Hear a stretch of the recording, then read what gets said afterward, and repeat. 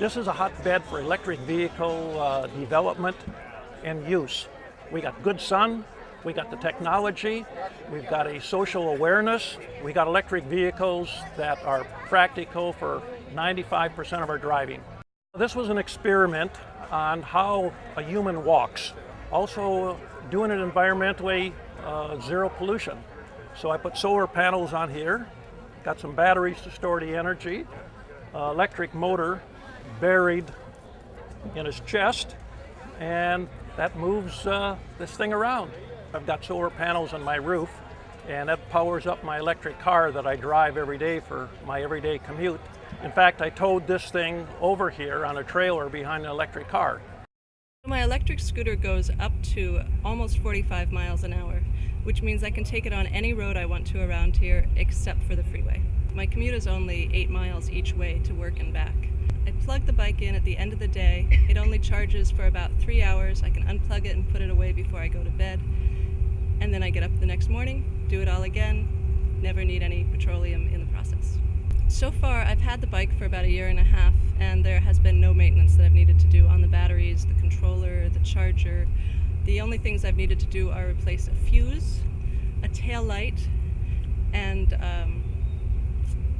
some brake fluid. That's been it.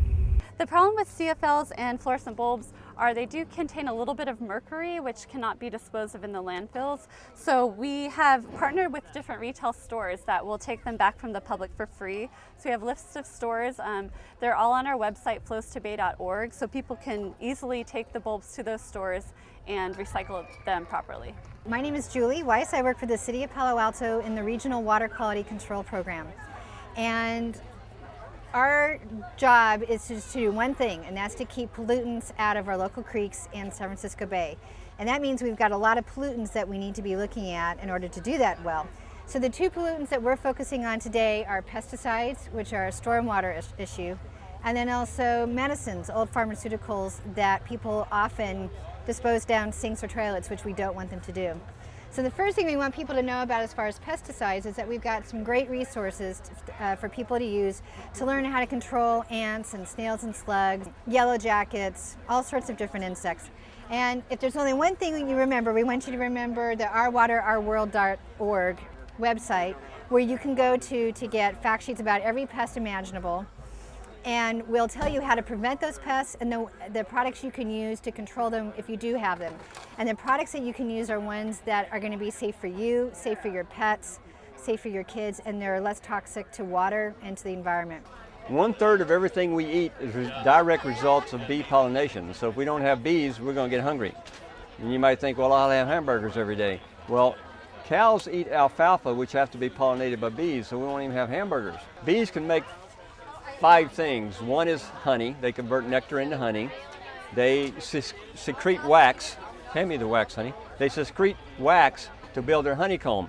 This is some honeycomb that I put on this tile that was actually made between Wednesday and yesterday. You take the wax and you melt it down, and you can make candles. You can also mix honey and wax in soaps and make soap with it. The Palo Alto honey tastes sweet. Basically though, the lighter the honey, the earlier in the year it was made. Because as you get towards the end of the summer and the water levels in the ground are starting to drop, the plants are working harder to get their nutrients up and they pull up more minerals.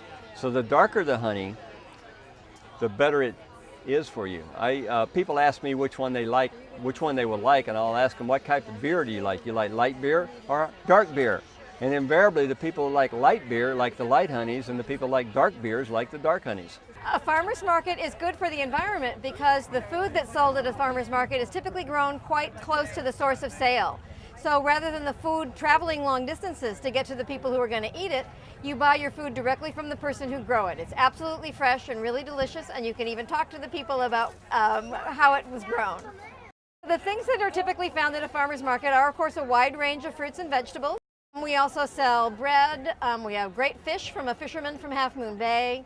We have tofu, we have the Oaxacan kitchen, and somebody who sells crepes. So it's a pretty broad spectrum of foods that are available. Our market's been in Palo Alto since 1981. So we think it's, of course, the best market, but there are other markets around.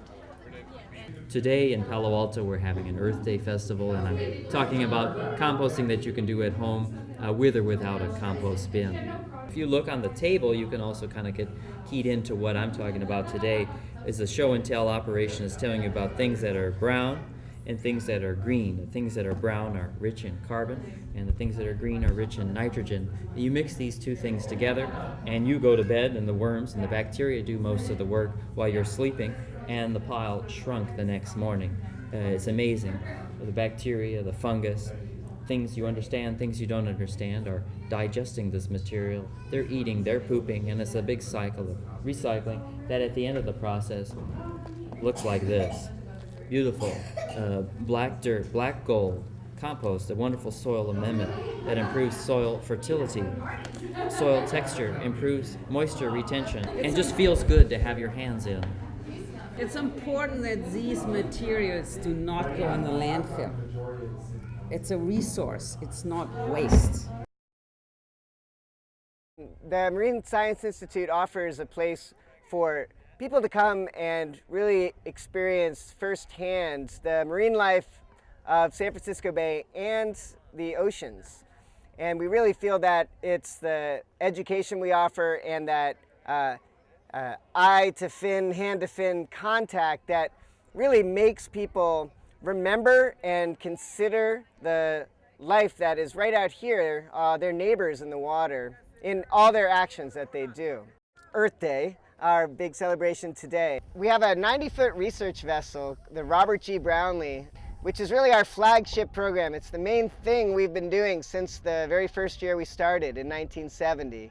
And the idea is basically cram as many people as we can safely on a boat, take them out on the bay, catch fish, show them what lives there, catch plankton, show them the plankton that's there. It's the most critical part of the food web, but it's easy to ignore because they're so small, but they're way more important than their size might indicate.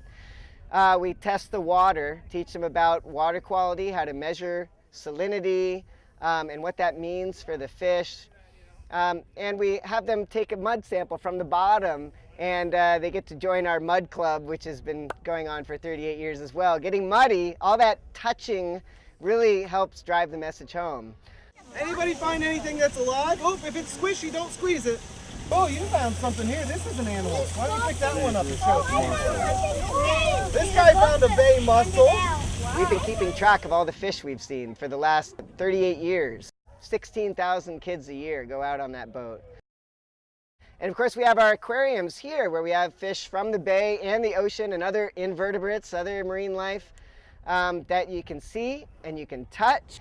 We've also got a wide variety of other kinds of things, entertainment and education happening today. Earthcapades does juggling, environmental vaudeville education, singing, unicycle, creative way of getting the message across about recycling, not wasting water, and taking care of the environment.